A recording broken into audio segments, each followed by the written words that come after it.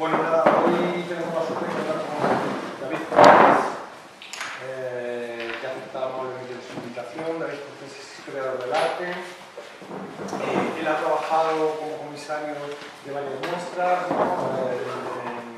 Entre otras, un ciclo sobre Beckett en el Reina Sofía. Hace 10 años, justo cuando se cumplieron los 40 años del mayo 68, hizo una exposición que se llamaba Juan contra el cine, que era sobre el tema del cine en el mayo 68 y que además tuvo una itinerancia, ¿no? Estuvo en la Fola Tapies, ¿no? En Barcelona y en Sevilla, en el Centro Andaluz. Fue en la Satagasana. Y en el link está también comisariando un programa sobre el cine del mayo 68, de Álava. Y bueno, pues básicamente un poco estas son las cuestiones de las que va a venir hoy a hablar él aquí, ¿no? Gracias, Daniel, y gracias a todos por estar esta tarde aquí. Como os ha dicho Daniel, voy a plantear una especie de sesión de proyecciones comentada, ¿de acuerdo? De modo que he elegido diversos fragmentos de películas realizadas en mayo del 68 y las contextualizaré intentando destacar un tipo de cuestiones que sea a través de Daniel y de Alberto que habéis estado trabajando a lo largo de estos meses. Bueno, pues como os ha comentado Daniel, acabo de organizar un ciclo en el Reina Sofía que terminó justo este lunes y que se situaba en la conmemoración del 50 aniversario del acontecimiento. En ese sentido, el ciclo se inscribía en esa lógica que me atrevería a calificar de perversa, de conmemoraciones en torno a la cual parece que nos relacionamos con el pasado y con la historia, ¿no? Y que en buena medida pues, determina toda la industria cultural. Haber participado en esa lógica posee una dimensión ambivalente. Por un lado, resulta incómodo incorporarse a un contexto saturado de referencias, de declaraciones y de comentarios sobre mayo del 68 que en estas semanas han aparecido en los medios de comunicación. Por otra, al leer todos esos textos y ver también el planteamiento general de las múltiples actividades, congresos y conferencias sobre el 68, uno se ve en cierto modo confirmado en el interés y la necesidad de haber organizado un ciclo como este. Y es que las películas, algunas de las cuales, como os digo, vais a poder ver, al menos en fragmentos, realizadas en el propio mayo del 68 francés o en los años inmediatamente posteriores, permiten acceder de un modo, podríamos decir que directo o inmediato, al propio acontecimiento, atravesando y evitando así esa enorme cantidad de interpretaciones, exégesis y análisis que se han acumulado sobre él prácticamente desde el mismo año en el que se produjo. Tras ver estas películas resulta difícil tomar en serio todos los tópicos y estereotipos sobre el mayo francés que se están repitiendo, como por otro lado era previsible, en esta conmemoración y que funcionan como una especie de capa de sobresaturación de ruido mediático que impide el acceso al propio acontecimiento. Las películas que integraban el ciclo ayudaban así a desactivar por completo ese ruido y de ahí el interés de haberlas proyectado en estas fechas. Os voy a leer algunos titulares aparecidos a lo largo de este mes en los principales medios españoles. Mayo del 68, francés, la revolución de las maneras. El legado del mayo del 68 fue el individualismo. Otro titular, mayo del 68 como origen del liberalismo moderno. Greñas y minifaldas, mayo del 68. Y finalmente, uno que salió en público ayer, una revolución para follar. Todas estas frases, procedentes de diarios como El País, Público, La Razón, y en ese sentido da un poco igual la orientación ideológica del medio, responden a una visión dominante sobre el mayo del 68 que tiende a anular por completo la dimensión política del acontecimiento para convertirlo casi exclusivamente en un fenómeno cultural. En una visión en la que mayo quedaría reducido a una algarada estudiantil, a una generalizada transformación y modernización de las costumbres, a una liberación sexual o a un conflicto generacional, señalándolo incluso como el inicio del individualismo hedonista o del relativismo moral, tal y como proclamó, por ejemplo, Sarkozy en su célebre discurso para optar a la presidencia hace 10 años, en 2007, en el que prometía precisamente acabar con la herencia de mayo del 68. Quizá algunas de estas referencias, o algunos de vosotros podáis tener estas referencias en la cabeza cuando escucháis esta denominación, ¿no? Esta referencia de mayo del 68. En esa visión despolitizadora que podemos leer estos días, bastante poco novedosa por otra parte, ya que repite casi al pie de la letra los mismos estereotipos de hace 10 años, se obvian dimensiones cruciales del acontecimiento, como que mayo supuso la mayor huelga general de la historia de Francia y quizá la mayor huelga general de cualquier democracia, digamos, occidental a lo largo del siglo XX, secundada por 9 millones de trabajadores y que duró varias semanas. A mediados de mes el país estaba completamente colapsado. Las universidades y las fábricas estaban ocupadas, los bancos cerrados, la red de transportes paralizada, la televisión había dejado de emitir, la seguridad del Estado había sido militarizada. Así, una insurrección generalizada que afecta y pone en cuestión la organización social entera acaba siendo reducida a la caricatura de un movimiento estudiantil más o menos festivo acantonado en el barrio latino. Los cineastas fueron conscientes desde un primer momento de que el cine era una extraordinaria herramienta y la expresión "el cine como arma de lucha política" es una frase recurrente en todos los textos de la época, para participar activamente en los acontecimientos, revolucionando y transformando en cierto modo sus propios mecanismos. Se constituyen muy tempranamente, al poco tiempo del llamamiento a la huelga general, los Estados Generales del cine francés, denominados de este modo en recuerdo de la Revolución Francesa, que se suman ellos mismos a la huelga general y que reconsideran todas las dimensiones de la práctica cinematográfica. En sus propuestas interrogan y cuestionan aspectos básicos como la noción de autoría, se plantean canales de distribución alternativos a los comerciales y se experimenta con nuevas formas cinematográficas que permitan mostrar esos nuevos contenidos, alejándose así de la noción tradicional de documental o de película militante. Uno de los llamamientos de los Estados Generales señala, os leo el documento, una especie de panfleto que circuló en la época. ¿Cómo puede ser una película un arma política? Facilitando informaciones que la prensa burguesa escrita y hablada ignora deliberadamente. Huelgas locales, despidos, lucha revolucionaria en cualquier país. Ayudando a analizar los mecanismos del sistema capitalista con el fin de poner de relieve sus contradicciones y de este modo ayudar a combatirlas. Popularizando, comprendiendo y extrayendo enseñanzas de todas las formas de lucha revolucionarias, desempeñando en todos esos casos una función crítica y movilizadora. En consecuencia, es necesario ligar, tanto como sea posible, y en función de las situaciones objetivas y de las posibilidades de acción que éstas implican, esta ruptura ideológica a una práctica militante. Por eso defendemos 1. La utilización del cine como arma de lucha política, y sobre el que los militantes implicados ejerzan un control político tanto en su realización como en su distribución. 2. La utilización del cine como base de intercambios de experiencias políticas. De ahí deriva la necesidad de suscitar tras cada proyección cualesquiera debates que puedan desencadenarse a consecuencia de los problemas concretos que la originaron. Este método debe permitir a los trabajadores orientar otras realizaciones según las necesidades de su lucha y permitir la inclusión en aquellas de las soluciones propuestas. 3.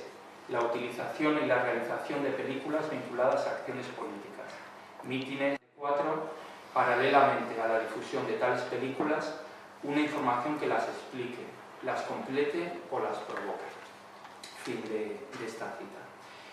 Sin duda, lo primero que destaca al leer este documento es su dimensión eminentemente política, que se proclama no solo en la reiterada presencia del término revolución para referirse al propio acontecimiento de mayo, sino también en las referencias o prácticas políticas como la huelga, las manifestaciones, la ocupación de fábricas o los comités de acción.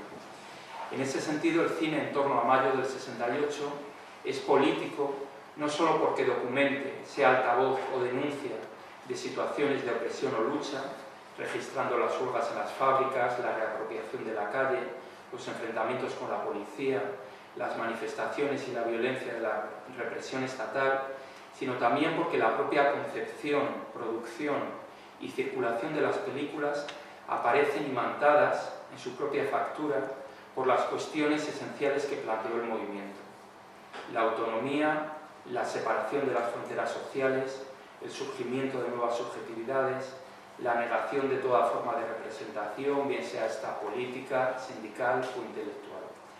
A través de las películas que conformaban el ciclo se puede acceder a dimensiones esenciales del acontecimiento, como es la importancia del Mayo Obrero, la ruptura de fronteras sociales para propiciar la potencia subversiva del encuentro entre identidades y ámbitos que la sociedad mantenía separados, por la toma de la palabra colectiva y por el cuestionamiento de cualquier forma de representación. De hecho, el subtítulo del ciclo, Cine anónimo y colectivo en mayo del 68, respondía precisamente a la importancia de esa dimensión colectiva y anónima, tan crucial en el acontecimiento. Un acontecimiento que se caracterizó por no tener centro, ni dirección, ni ideología hegemónicas. Dentro del ámbito cinematográfico, esa dimensión anónima y colectiva tiene su mejor muestra en los dos ejes que articulaban el ciclo. Por un lado, los cinetracks, que podríamos traducir literalmente como cinepanfletos o panfletos cinematográficos, que son cortometrajes de 2 a 5 minutos de duración, rodados bajo una política de anonimato por una serie de directores profesionales, entre los que se encontraban nombres como Jean-Luc Godard, Alain Resnais o Chris Marker, a quien se debe la iniciativa, y de cineastas aficionados, que pueden considerarse el equivalente fílmico de los mucho más conocidos, seguramente todos vosotros tenéis alguno en la cabeza, célebres carteles y grafitis de Mayo. Factura y recursos sencillos e impacto visual para una labor de contrainformación. Por otro lado, el otro eje del ciclo eran las películas de los llamados grupos Medvedkin, que estaban constituidos por obreros y cineastas y que se forman poco antes de Mayo, y su labor se va a ver enormemente impulsada por el propio acontecimiento. La experiencia colectiva de los grupos Medvedkin, llamados así en homenaje al cineasta soviético Alexander Medvedkin, creador del cinetren en la década de 1930, supuso la realización de películas militantes por parte de los propios obreros. Luego me referiré más a la experiencia de este cinetren de los grupos Medvedkin. En los años 30 Medvedkin ideó una especie de unidad móvil, un tren que estaba organizado de modo que cada vagón tuviera una función. Uno que cumplía la función de sala de montaje, otro de sala de proyección, otro de sala de revelado, de modo que el tren iba recorriendo la Unión Soviética y se iba grabando sobre la marcha, nunca mejor dicho, lo que eran las consecuencias de la política económica soviética en la década de los 30. Se grababa a los campesinos, a los obreros. Esa misma noche se revelaba el material y se proyectaba al día siguiente ante los propios obreros o campesinos. Esto, como os digo, es el referente que toman a finales de los 60 estos grupos de obreros cineastas. Algunos cineastas profesionales, como de nuevo Chris Marker, Mario Marret o Bruno Muel, organizaron talleres en fábricas, principalmente en las ciudades de Besançon y Soissons, y cedieron cámaras y material cinematográfico con la voluntad de compartir sus saberes técnicos especializados con los trabajadores, de modo que estos pudieran apropiarse de la imagen y generar la propia representación de sus condiciones de existencia y trabajo. De esta alianza surgieron entre el 67 y el 74 un conjunto de películas que desbordan en sus contenidos y en su inventiva formal los parámetros convencionales de lo que se entiende como cine militante. Estas prácticas cinematográficas conforman, pues, las expresiones más sustanciales de un cine que impugnaba tanto la noción tradicional de autoría como los dispositivos habituales de producción fílmica.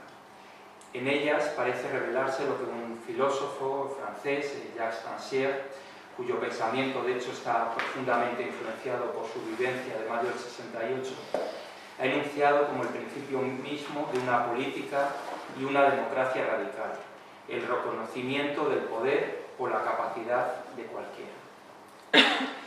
La formación en este periodo de colectivos como los Medvedkin responde a una actividad cooperativa, inédita en el ámbito del cine, que se opone a la estricta y jerárquica división piramidal de tareas tal y como se impone tradicionalmente en la industria cinematográfica, en cuya cúspide se sitúa siempre destacada la figura del autor o del director. De ahí asimismo la radicalidad de ese gesto de anonimato en los cinetracks que supone abolir por completo el nombre del autor, negando lo que podría llamarse su firma que está absolutamente inscrita en las concepciones tradicionales del arte y de la cultura, firma siempre elevada como instancia legitimadora del valor de la obra y en torno a la cual se ha narrado y se sigue narrando la propia historia del cine. Una historia del cine basada tradicionalmente en los nombres propios. De hecho, que estas películas estén marginadas en los manuales o las historias canónicas del cine puede en parte entenderse por la imposibilidad de reducirlas a esos planteamientos autorales. Estas películas, de hecho, se enfrentan a lo que, con palabras más contundentes, el cineasta Jean-Pierre Gorin, que formaría parte junto con Godard del grupo de Siga Bertov, calificaría como la mística mierdera del autor. Tanto en la reivindicación del anonimato como en la afirmación de una labor colectiva hay un impulso por cuestionar el aura que rodea a la propia práctica cinematográfica y que en la época tenéis que pensar que era especialmente intensa, ¿no? Hoy tenemos una relación muy distinta con los medios audiovisuales, hasta el punto de que tenemos al alcance de nuestra mano en el teléfono móvil la posibilidad de crear un documento audiovisual, pero nos tenemos que situar a finales de los 60. En mayo del 68, al plantear una película como anónima o como resultado de una actividad colectiva, se está afirmando de manera explícita la posibilidad de cualquiera para hacer uso del lenguaje cinematográfico. En ese sentido, me gustaría leeros dos breves testimonios del momento donde esa propuesta se manifiesta con enorme claridad. Por un lado, las palabras escritas sobre una pared de la sala de montaje que aparece al inicio de la primera película de los grupos Medvedkin, Clase de lucha, que luego proyectaré. Escrito, como os digo, en esa sala aparece esta suerte de consigna o de declaración. El cine no es una magia, es una técnica y una ciencia. Una técnica nacida de una ciencia y puesta al servicio de una voluntad. La voluntad que tienen los trabajadores de liberarse. Aquí podéis percibir muy bien esa idea de que el cine no es algo simplemente mágico, al alcance de unos privilegiados que poseen los artificios o los trucos, por continuar con la metáfora de la magia, para convocarlo, sino que es una herramienta, y ello en su sentido más estricto y manual. De ahí que en el comienzo de esta película, que podréis ver en un rato, se juegue con el recurso de que la película se está haciendo ante nuestros propios ojos, mostrando todo el proceso técnico implicado, la cámara, la sala de montaje, el proyector. El cine es, pues, una herramienta que debe ser utilizada con una voluntad revolucionaria y emancipatoria.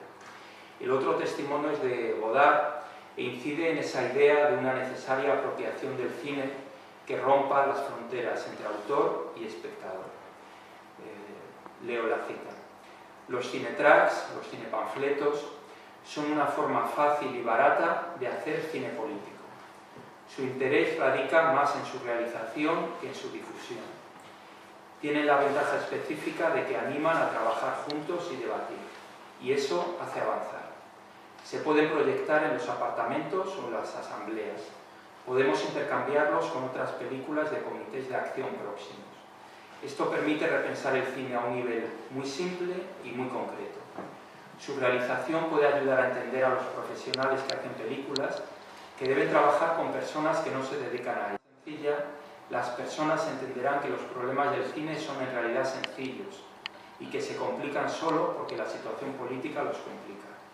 Las películas deben realizarse en torno a una idea política. Creo que tenemos que hacer películas junto a quienes las ven. Fin de la cita. La primera proyección que voy a realizar está constituida por un conjunto de cinetracks. Como ya os he comentado, la traducción literal sería la de cinepanfletos.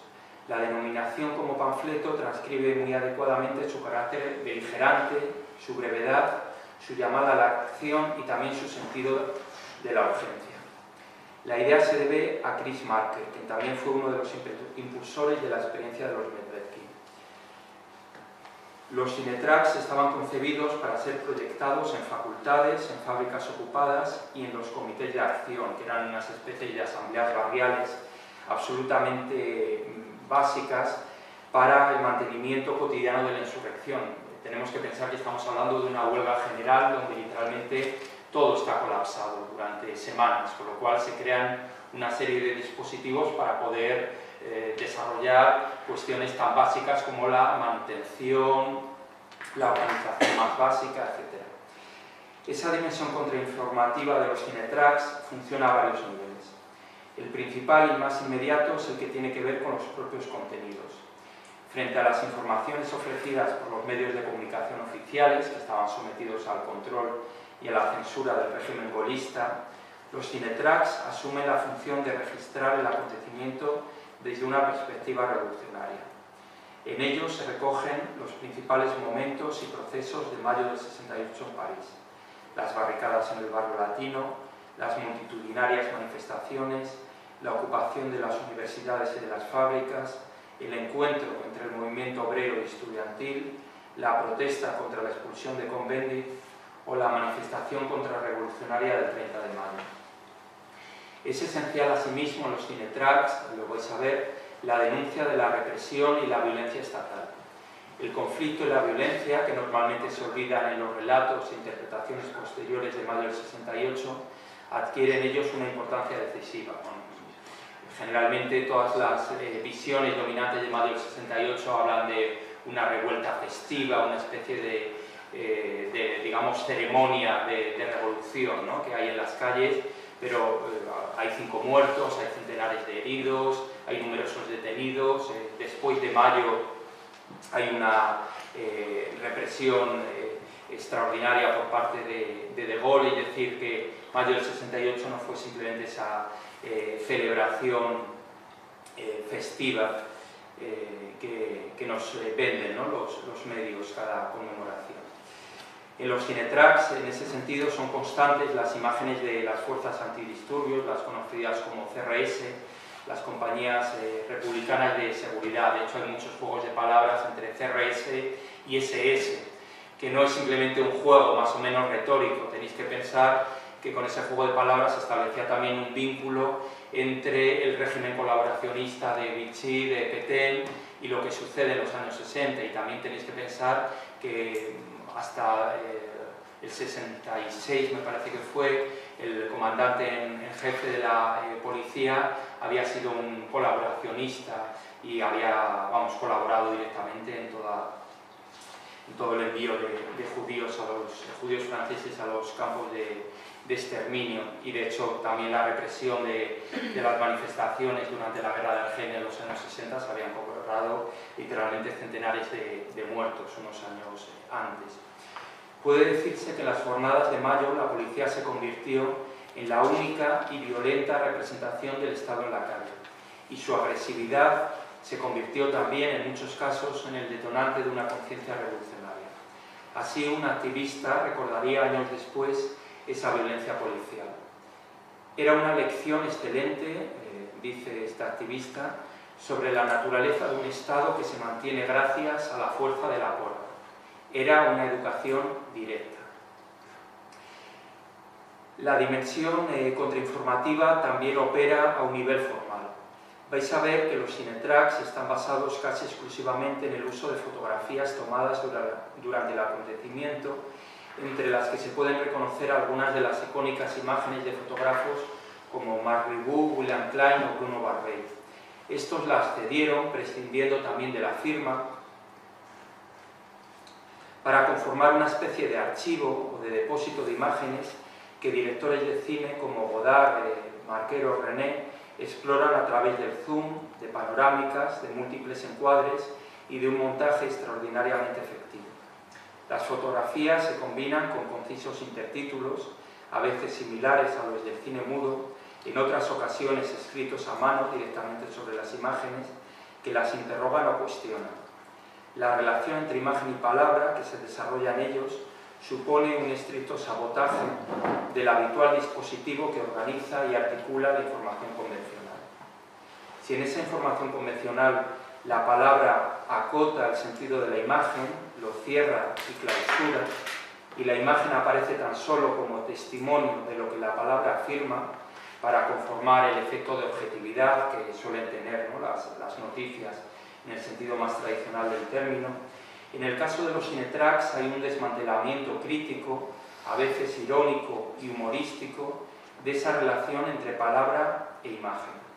Recordad además que los cortometrajes no tenían sonido, inicialmente por una cuestión meramente práctica, ya que así se facilitaba su proyección en cualquier sala y espacio. Pero esa ausencia de la palabra como sonido despierta otras posibilidades. Por un lado, el recurso ya comentado, mediante el cual la palabra se inscribe como signo visual en la imagen. Pero asimismo, la ausencia de sonido plantea también una concepción del silencio que rodea la proyección como una incitación a que sea el punto de partida para la discusión y el debate durante y después de la propia proyección. El peculiar montaje de los cinetracks está realizado durante el propio rodaje, es decir, que no hay un trabajo intermedio de edición entre el momento en el que se rueda y el resultado final. Esta técnica es la denominada filmar-montar, que se lleva a cabo en una mesa de animación directamente a partir de las fotografías y documentos gráficos. Esta estrategia resulta de la necesidad de una técnica rápida que responda a la urgencia del acontecimiento. De este modo, los cinetracks se podían realizar en apenas unas horas y estar listos para su difusión inmediata una vez salidos del laboratorio. Todo ello se explica directamente en la octavilla distribuida en mayo, cuyo título, el imperativo cinetracter, hay que entender como una invitación para su apropiación por cualquiera. Os leo simplemente un fragmentito. ¿Qué es un cinetrack? Son 2 minutos 44 segundos, esto es una bobina de 16 milímetros de 30 metros a 24 imágenes por segundo, de película muda con tema político, social o de otro tipo, destinado a suscitar la discusión y la acción. Intentemos expresar a través de los cinetracks nuestros pensamientos y nuestras reacciones. ¿Para qué? Para oponerse, proponer, sorprender, informar, preguntar, afirmar, convencer, pensar, gritar, reír, denunciar, enseñar. ¿Con qué? Una pared, una cámara, una lámpara iluminando la pared. Documentos, fotografías, periódicos, dibujos, carteles, libros, un rotulador, cinta adhesiva, pegamento, cinta métrica, un cronómetro, ideas. La retirada de la firma del autor, en conjunción con la sencillez de los procedimientos técnicos puestos en juego, habéis visto, ¿no?, en esta enumeración, el hecho de señalar objetos tan cotidianos como pegamento, cinta métrica, va destinado a romper ese aura del medio cinematográfico, invitan a una apropiación creativa. Ese carácter anónimo apelaba a una dimensión colectiva y común. De hecho, tanto el anonimato como la inmediatez del cinetrack resultan equivalentes al de otras intervenciones artísticas y militantes de mayo más conocidas, como las octavillas, los grafitis o los carteles realizados en el taller popular de la Escuela de Bellas Artes. De hecho, no es casual, lo de saber también, que en los cinetracks aparezcan imágenes tanto de los grafitis como de los carteles, e incluso de la impresión de los mismos en los talleres de Bellas Artes. Esa producción de cartelería anónima fue impulsada, entre otros, al ciclo Nerlena Sofía, y que nos explicaba no solo cómo los carteles eran anónimos, sino cómo también eran discutidos de manera asamblearia. Bueno, pues yo creo que con esta introducción podemos ver ya algunos de los cinetracks. Como os he dicho, son mudos, no tienen sonido. He podido traer una versión con subtítulos en inglés, por lo cual, bueno, lo podéis ver en francés y en inglés. Son frases de todos modos muy sencillas, espero que nos supongan problemas.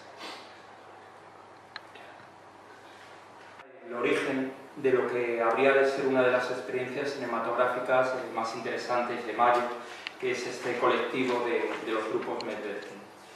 Quizá fue esta iniciativa la que llevó hasta el extremo el gesto de dar la palabra y la ruptura de las fronteras sociales esenciales en el acontecimiento. Si cualquiera puede autoorganizar sus propias luchas sin necesidad de formas y saberes externos, ¿por qué no va a poder producir también cualquiera sus propias imágenes, sus medios de comunicación, sus vías de expresión?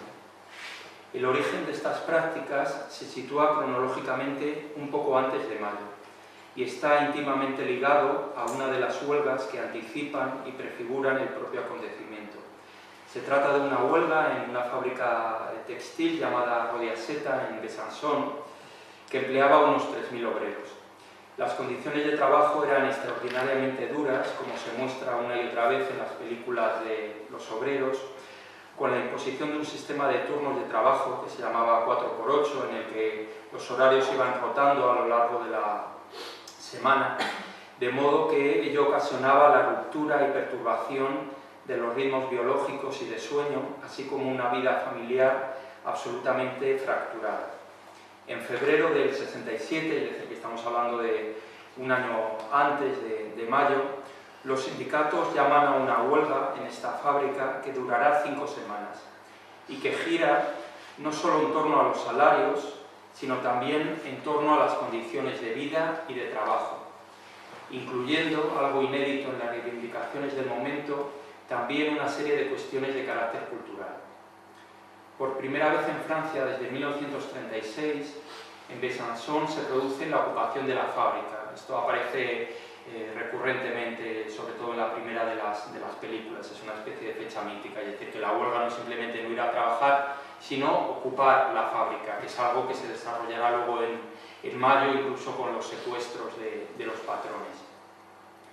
En ese contexto es cuando un trabajador de la fábrica, Paul Serre, animador de un centro cultural de la zona, invita al cineasta Chris Marker a ir a Rodiaseta.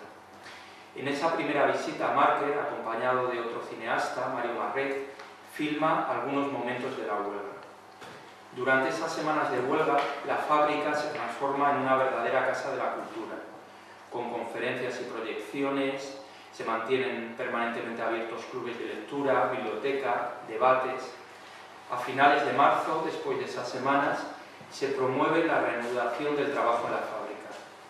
Marker, sin embargo, mantiene una constante relación con Paul Serre, y de hecho, la película colectiva que en esos momentos estaba montando Marker, Lejos de Vietnam, realizada por un colectivo de cineastas entre los que se encontraban directores como Joris Ivens, Godard, Alain Resnais o Agnès Varda, para protestar contra el imperialismo y la intervención militar estadounidense en Vietnam, una guerra cuya denuncia también fue uno de los detonantes de Mayo, ¿no? También se vende Mayo del 68 como un momento que no tuviera nada que ver con el anticapitalismo, el antiimperialismo, cuando si veis los carteles o los tracks, eso está permanentemente presente. Pues bien, esta película se estrena en Europa no en un festival de cine, sino en la propia fábrica, en Besançon, ante los trabajadores, en lo que supone un gesto de apoyo por parte de los cineastas a las huelgas obreras y también una señal de la íntima alianza que existe entre las diversas luchas. En diciembre del 67 se reanudan las huelgas en la Rodiaseta, y los cineastas Marker y Marret se desplazan de nuevo allí, ya con la decidida voluntad de rodar una película. El resultado es A bientôt j'espère, Hasta pronto espero, que es la primera película que veremos. Marret se dirige a los obreros el día de su llegada a la planta textil de Rodiaseta diciéndoles: camaradas, vuestro peor enemigo es el silencio. Y de hecho, el documental se propone romper ese silencio al recoger las reflexiones de los obreros sobre sus condiciones de vida y trabajo, así como sus métodos de lucha. En sus declaraciones, los obreros describen una vida atravesada por el trabajo, los infernales turnos, el desajuste de los ritmos vitales, los gestos repetitivos y maquinales, pero asimismo plantean cómo su lucha propone no solo unas reivindicaciones salariales, sino un rechazo de la sociedad capitalista en su conjunto. De hecho, uno de los trabajadores en la primera película dice: este movimiento cuestiona toda la sociedad en que vivimos. Un aspecto que quiero subrayar en todas estas películas, en general en esta primera, es la relación que se establece entre la cámara y la fábrica. Pensad que desde los años 40 estaba prohibido rodar en el interior de la fábrica, alegando cuestiones ligadas al secreto industrial. En esta película, en Avientó Jesper, se muestran las dificultades del cine para filmar el lugar por excelencia de la explotación industrial, el interior de la fábrica. Un interdicto pesaba sobre el uso político o crítico de las cámaras, ya que la facultad para autorizar o no el rodaje estaba en manos de los patronos. Así la cámara se mueve ya desde su comienzo justo en las puertas de la fábrica, en la frontera de un espacio paradójicamente invisible, pero permanentemente invocado a través de las palabras y los propios gestos de los obreros. De hecho, esta relación entre cine y fábrica es un auténtico eje de la historia del cine. Pensad que el cine nace a las puertas de la fábrica, ¿no?, la salida de los obreros de la fábrica Lumière, y de hecho Harun Farocki, el cineasta alemán, tiene todo un proyecto en torno a fragmentos de la historia del cine donde aparece ese vínculo. Tan solo en ciertos momentos de estas películas se incorporan metrajes procedentes de películas de promoción de la propia empresa, o rodajes clandestinos, o engañando a los patronos directamente, cineastas amigos que se hacían pasar por cámaras de un canal alemán y entonces graban fragmentos que luego son reincorporados en las películas, diversas estrategias para romper ese interdicto. La película se emitió en la televisión pública francesa en febrero del 68, es decir, que estamos hablando ya del umbral del propio mayo, de modo que permitió a muchos militantes conocer las condiciones de trabajo y la atmósfera política que existía en las fábricas francesas. Bueno, pues os voy a proyectar los primeros 10-11 minutos de esta película de Avientó Jesper para que os hagáis un poco una idea del planteamiento de la misma. El sonido es un poco precario, de todos modos tiene subtítulos en castellano.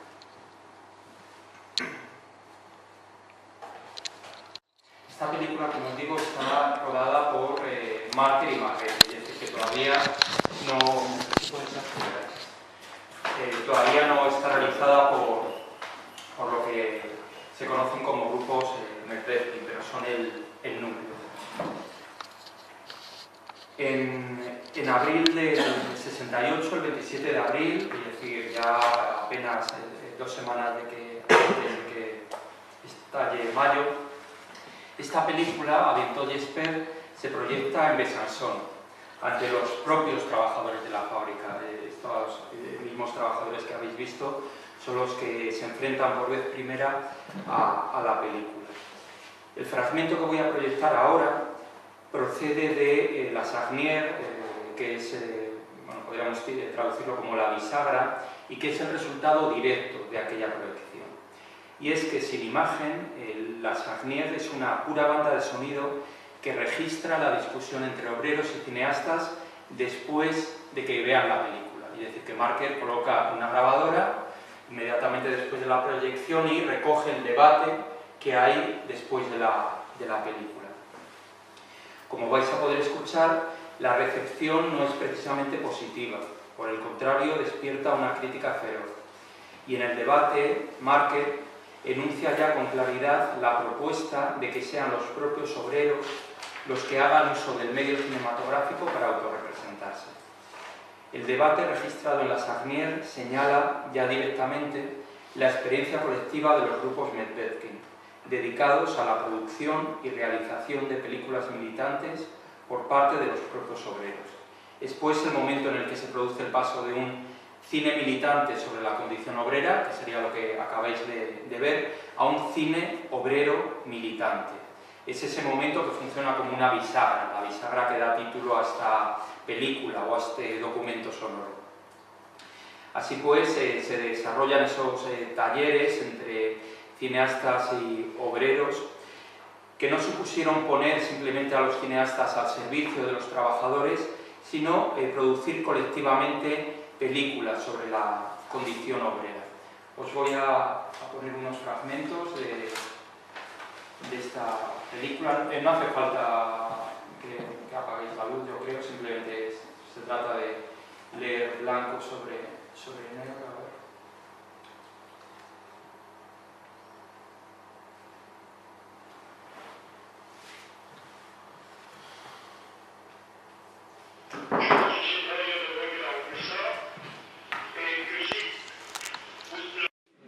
Bueno, simplemente señalaros algunas cosas a partir de este registro sonoro y ya veremos el fragmento de la que fue la primera película en sentido estricto de los grupos Metlevkin. La bisagra, este documento sonoro, es el ejemplo en vivo de otro rasgo fundamental del cine en torno a Mayo. Este no se concibe como algo acabado en sí mismo, sino que busca prolongarse en los efectos que produce, seguirlos y motivarlos. La politicidad no puede reducirse entonces al mensaje. El cine debe ser además recurso activo de organización, debate, interrogación, vínculo. Paul Seth hablaba también sobre este carácter útil, pero no utilitario, del cine de los grupos Metlevkin. Si el aura se opone, el aura artística, a su perfectibilidad y reproductibilidad, este cine sería completamente antiartístico. Por un lado, su sentido se completa en la discusión con los públicos, a los que se busca. Por otro, su naturaleza misma anima a que sus propuestas sean actualizadas, reutilizadas, resignificadas, multiplicadas, infinitamente desviadas. La necesidad de crear otros circuitos autónomos e independientes donde la recepción no estuviera mediatizada por los propietarios de los canales tradicionales hace que nazca Slon, una cooperativa independiente de producción y de distribución cinematográfica que fue creada, entre otros, por Marker y que se encargó de gestionar, impulsar y difundir tanto los cinetracks como las películas de los grupos Metlevkin. De hecho, en la actualidad Slon continúa como productora de documentales políticos bajo el nombre de Iskra. De este modo, el significado político de una película se ensancha. Ya no solo impugna las relaciones jerárquicas entre quienes hacen cine, director técnico, ni entre quienes filman y son filmados, sino también entre producción y recepción, autores y público, mediante la creación de otros contextos y la recepción alternativa que permiten. No solo es creación de obra, sino también creación del mismo espacio donde la obra se hace y creación del mismo espacio donde la obra se ve. Esa es la sustancia de la máxima del grupo Bertov, en el que participaron Godard y Goran. Abro comillas, no es decir, yo cineasta voy a realizar películas políticas, sino por el contrario, voy a realizar políticamente películas políticas. Bueno, finalmente veremos la que, como os he dicho, es la primera película de los grupos Metlevkin, que se llama Clase de lucha, y que está rodada a lo largo del 68, ya incluyendo imágenes del propio Mayo. El título, Clase de lucha, es un juego de palabras, por un lado, entre el concepto marxista de lucha de clases y, por otro lado, también es una alusión a la función pedagógica que posee la propia película. Clase de lucha es, de hecho, en buena medida el retrato de una sindicalista, Susan Sedet, que aparecía en la primera de las películas, más adelante, después del fragmento que os he proyectado, y que aparecía en esa primera película sometida a una especie de silenciamiento, a una expropiación de la palabra que Marker y Marret subrayaban eficazmente porque dirigían la cámara hacia su rostro silencioso, mientras que era su marido el que detentaba la palabra y el discurso sobre los problemas de la vida bajo las condiciones de trabajo impuestas en la fábrica. En Clase de lucha, como os digo, la primera película de los Metlevkin, se muestra una Susan Sedet completamente transformada, que ha llevado a cabo esa toma de la palabra tan esencial a Mayo del 68 y que se convierte en un símbolo de la importancia de la militancia diaria, enfatizando la ética del trabajo cotidiano de organización de hombres y mujeres anónimos. En ese sentido, esta película posee un carácter mucho más afirmativo que las dudas, problemas e interrogantes que atraviesan y se expresan en A Bientôt j'espère. En el inicio mismo de la película, que vais a ver, aparece la frase que ya he citado y que condensa tanto esa apropiación del medio cinematográfico despojado de su aura de especialización, como las nuevas funciones que el cine debe cumplir.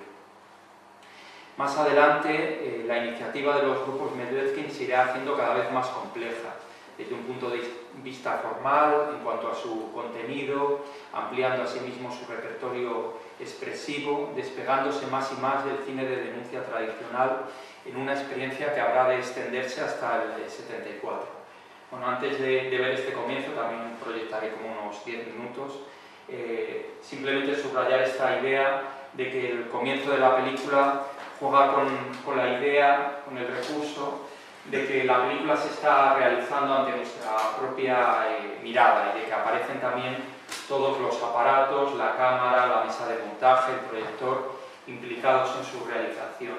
Vais a ver ya desde el primer momento que el tono es mucho más épico, también las referencias, pues la canción de Silvio Rodríguez que suena de fondo, los carteles, etc.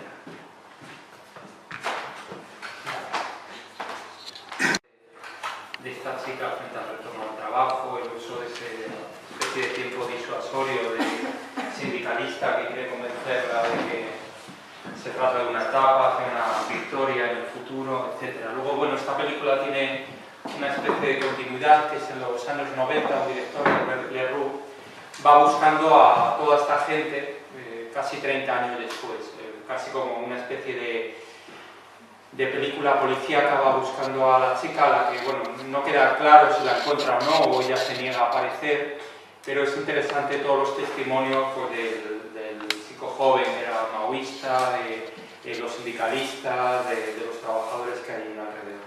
Bueno, pues si os parece lo dejamos aquí, me hacéis, no sé, preguntas o hablamos en torno a lo que habéis visto.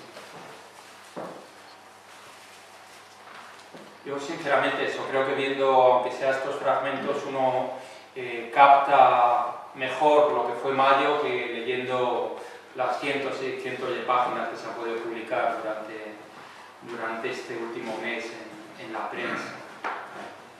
Que será un poco el objetivo del ciclo, tanto el de este año como el de hace 10 años, en cierto modo intervenir en ese contexto y por la vía, digamos, de lo sensible, de documentos que están hechos en tiempo real, oponerse a toda esa acumulación de interpretaciones y, como os digo, en cierto modo desactiva todo, ¿no? Uno ya no se puede tomar mucho en serio los textos de los medios que hablan de eso, de una revolución puramente festiva, de una revolución de costumbres, aparecen alusiones al Mayo Obrero, a nada similar, ¿no?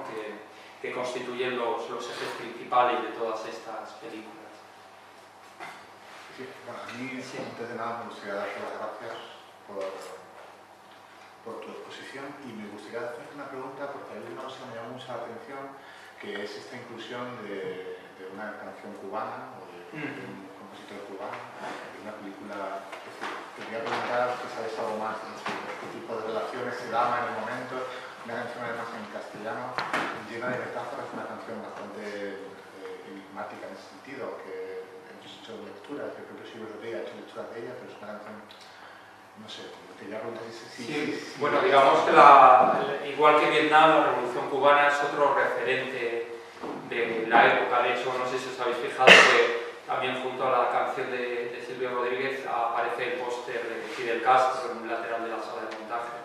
Y de hecho, en esta película de la que os he hablado, Lejos de Vietnam, uno de los fragmentos es un largo diálogo con Fidel Castro, y es esta cuestión del internacionalismo. Yo creo que está ahí indicada para marcar por un lado, esa ampliación geográfica de las luchas, pero también una especie de genealogía histórica. De hecho, aparece también el cartel de la película de Joey Siebert sobre Guerra de España, que es uno de los documentales clásicos sobre la Guerra Civil Española. Entonces, yo creo que juega un poco esa función de manifiesto, ¿no? de ampliar ese frente común de las luchas, y que es interesante porque también se opone a esa idea de Mayo del 68 francés como una revuelta de estudiantes pijos en el centro de París, ¿no? Y está ese componente antiimperialista muy claro en todas esas luchas.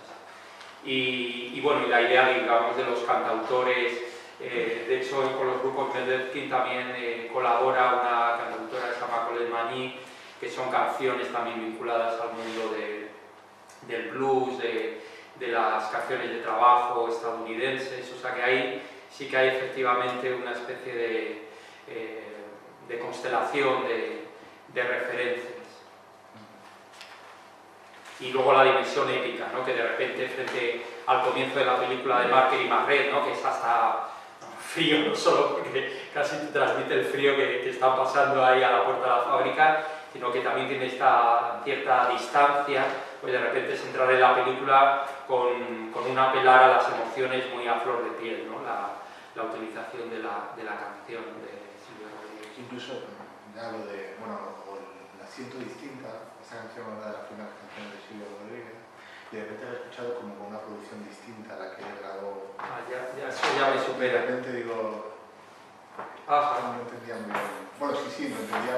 A lo mejor la grabó para... Claro. Porque los títulos de crédito, no sé, aparecen. Sí. Sí, que los títulos de crédito era también interesante, bueno, aparecía gente de muchos países y luego mostraba muy bien esa ausencia de jerarquías o de actividades, digamos, distintas, ¿no? Y son los títulos de crédito típicos de cámaras, director, etcétera, que aparecían en ese listado. Entonces le preguntaba que si no, que parecía una relación mayor que la que coger una canción y ponerla, digamos, Sí. montada, sino que había como una relación entre... Es probable, a lo mejor entre sí autores, lo grabó. De hecho, también hay otro compositor cubano, Leo Brauer, que era guitarrista, que yo creo que los efectos sonoros, electroacústicos que hay como de fondo en esa especie de desmantelamiento de la publicidad de la fábrica de relojes se deben a él, o sea que es muy probable que hubiera una relación ahí muy estrecha. De hecho, luego también Bruno Muel, que fue el cineasta más próximo a los Medvedkin, en los años 70 hizo uno de los documentales más impresionantes sobre el golpe de Estado en Chile, Septiembre Chileno. A él tuve la suerte de conocerla hace 10 años y bueno, nos contaba pues como en el momento, bueno, son gente además que se opone por completo a la idea tópica del 68ista que nos repele a todos, ¿no? El personaje mediático que utiliza también su supuesta presencia en el 68, o su presencia real, tipo Cohn-Bendit, para legitimar su discurso y en cierto modo dar sentido a lo que ocurrió, ¿no? Es una manera de decir, bueno, si Cohn-Bendit ha terminado apoyando a Macron, en realidad el 68 es una revuelta que solo podía conducir a esto, ¿no? Y gente como este cineasta, Bruno Muel, o otra gente que conocimos, eran trayectorias completamente opuestas, gente que había mantenido un compromiso y que de hecho casi te costaba que hablaran sobre el 68, por cuanto lo tenían como una experiencia muy íntima, muy valiosa, y sentían un rechazo absoluto también con respecto a estas especies de captaciones biográficas, ¿no? De la idea del mayo del 68 contado por los supuestos líderes, que tampoco eran líderes, que eran portavoces, esa es otra, ¿no? Cohn-Bendit y compañía aparecen como líderes cuando en la época eran más bien portavoces de movimientos mucho más amplios. Bueno, el caso es que Bruno Muel pues, nos contó como en los años en los 70, en el momento en el que se enteró del golpe de Estado de Chile, pues toda la gente se estaba yendo de Chile y él coge un avión y tiene unas imágenes realmente impresionantes. Está colgado, yo creo, en YouTube, Septiembre Chileno, el funeral de Neruda, los campos de fútbol utilizados como primer lugar para los prisioneros de campos de concentración, etc. O sea que también está ese vínculo muy estrecho. Bruno Muel también había estado con las guerrillas colombianas, o sea que hay un vínculo muy directo también con todas las luchas antiimperialistas y el mundo. Sí, bueno, tiene mucho sentido esto que dices, ¿eh? Esta idea expansiva, ¿no? ¿Conoces más casos de relación entre cine, digamos, hecho en esta época y cantautores, en este caso latinoamericanos, no sé, Víctor Jara, se me ocurre? Sí, continúan, por ejemplo, El fondo del aire rojo, que es una película de Chris Marker posterior, donde bueno, plantea la idea de lo que él llama la Tercera Guerra Mundial, ¿no? La idea de que los años 60 y los 70 son años de una guerra expandida por todo el globo. Tiene dos partes y una de ellas se llama Las manos cortadas. Es las manos cortadas, por un lado, por las manos cortadas de los obreros. En las películas de los Medvedkin aparece una y otra vez el miedo, que era un miedo a algo real, que era la cuestión de las amputaciones de las manos en las fábricas Peugeot, etcétera. Pues eran numerosos los obreros que terminaban con las manos amputadas, y por otro lado Víctor Jara con las manos cortadas. Se me ocurre así como... Es que hay un campo de investigación muy interesante. Sí, la verdad es que en los últimos 10 años se ha movido más, pero hace 10 años, cuando hicimos el ciclo, había películas que fue muy difícil localizarlas, conseguir los derechos, conseguir copias más o menos razonables. Afortunadamente en estos 10 años ya ha habido una investigación mayor, pero es un campo para investigar, pues, tanto en España, que digamos, pues nos tendríamos que situar más en la época de los 70, que hubo colectivos que yo no sé si conocieron directamente el trabajo de los Medvedkin, pero sí que, al menos de oídas, sí que estaban al tanto. O gente como Joaquín Jordá, que hizo una película que se llama Enumax Presenta, sobre una fábrica autogestionada y donde están estos elementos. O luego, por ejemplo, en Italia, que se extiende hasta el 77, ahí también hay experiencias cinematográficas que yo sepa están por investigar, ¿no? Y luego, digamos, también en Latinoamérica está pues, la cuestión así más conocida de Patricio Guzmán, de la hora de los hornos, etc. Pero estoy seguro que habrá material también en Cuba, etcétera, similar o equivalente, análogo al que se realizó en Francia.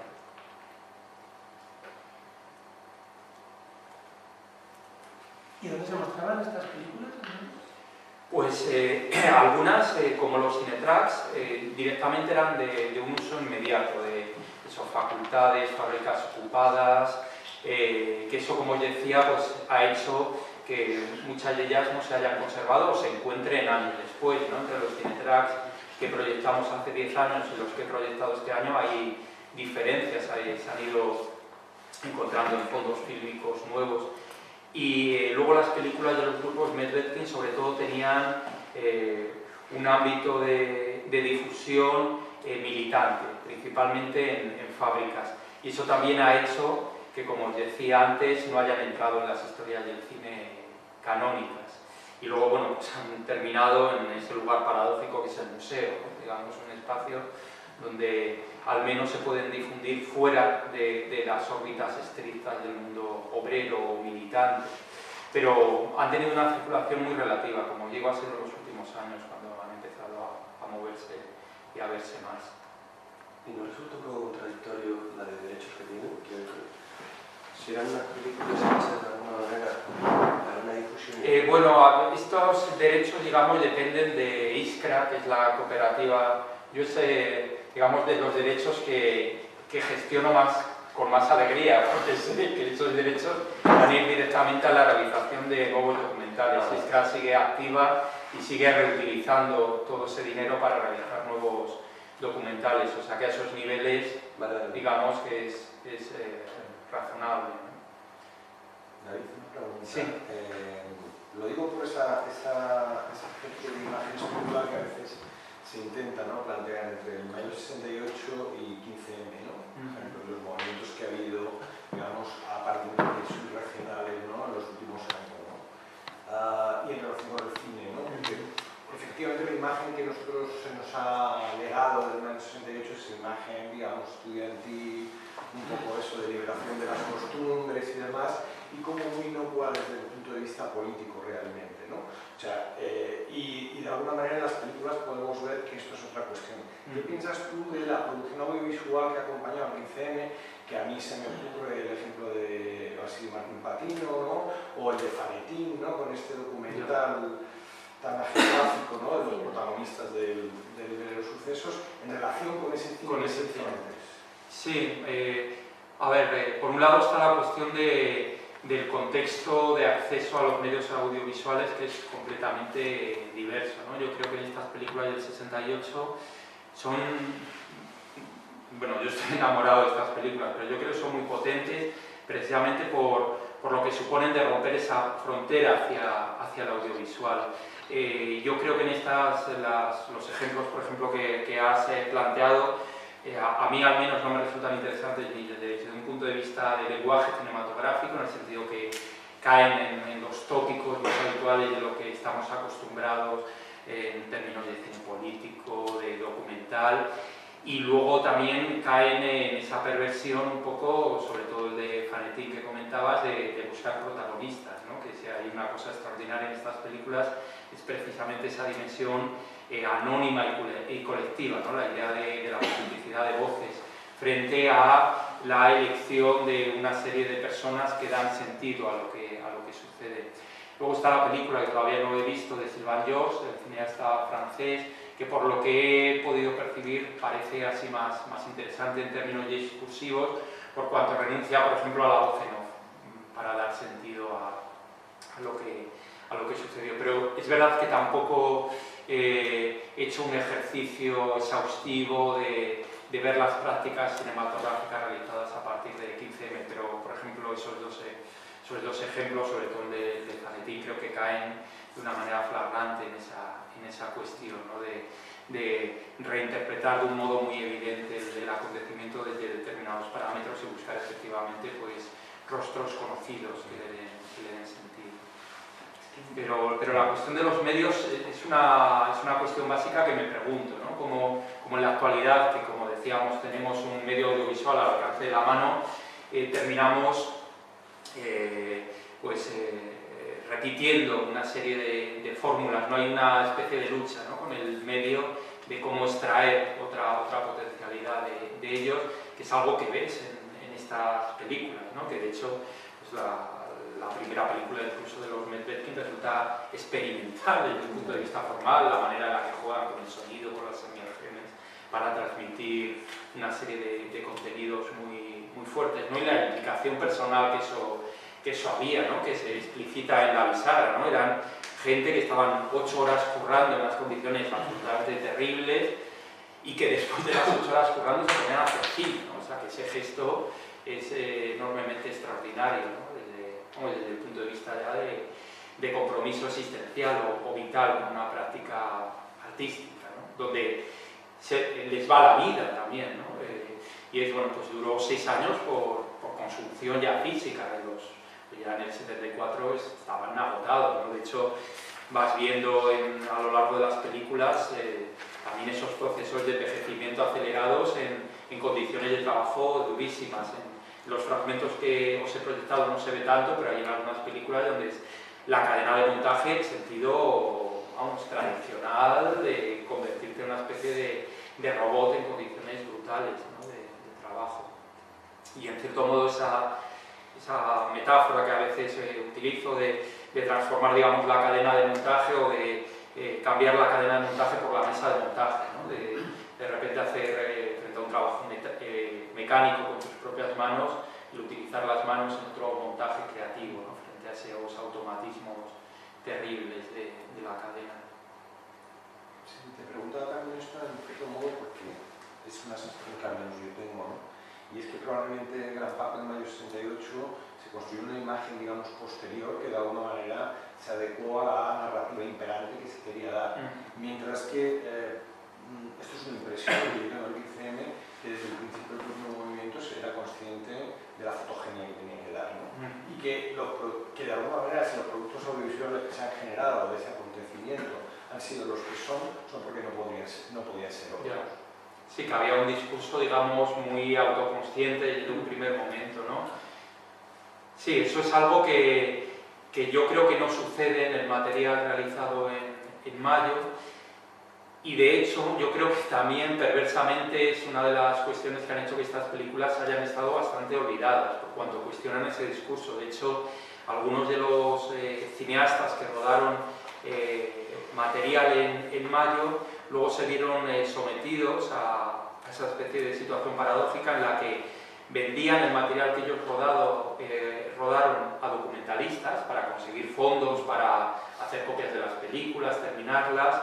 Y recuerdo un cineasta, Michel Andrier, que decía son las mismas imágenes, digamos, de nuestras películas en nuestros documentales, pero ya no son cine, por cuanto esas imágenes estaban ya sometidas a un discurso a posteriori sobre el acontecimiento, ¿no? Y eso también es interesante, como unas mismas imágenes pueden decir algo dentro de un contexto y en la propia generación del acontecimiento, y cómo pueden decir lo contrario dentro de ese contexto de reescritura de Mayo. Y yo con estos materiales me encontré, no de manera fortuita, pero casi. Yo Mayo del 68 lo asociaba, como creo que todos, a los grafitis y a los carteles. Eran nuestro imaginario, digamos, de intervenciones artísticas y militantes. Pues desde jovencito los carteles estaban ahí, eran como un icono.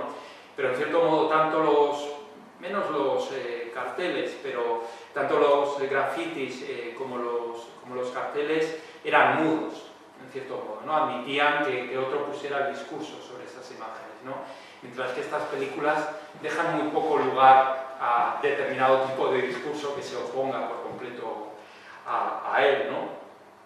Y de hecho es bastante patético porque en la mayor parte también de los textos que han aparecido en los medios sobre cine y Mayo del 68, las referencias una y otra vez eran Soñadores de Bertolucci o Los amantes regulares de Felipe Garrel, es decir, también películas que vienen a refrendar ese relato de la liberación sexual, ¿no? Películas que transcurren entre cuatro paredes con dos, pero digamos que en cierto modo se ajustaban muy bien a esa idea, y es lo que una y otra vez también reaparece en los medios cuando se habla de cine y Mayo del 68.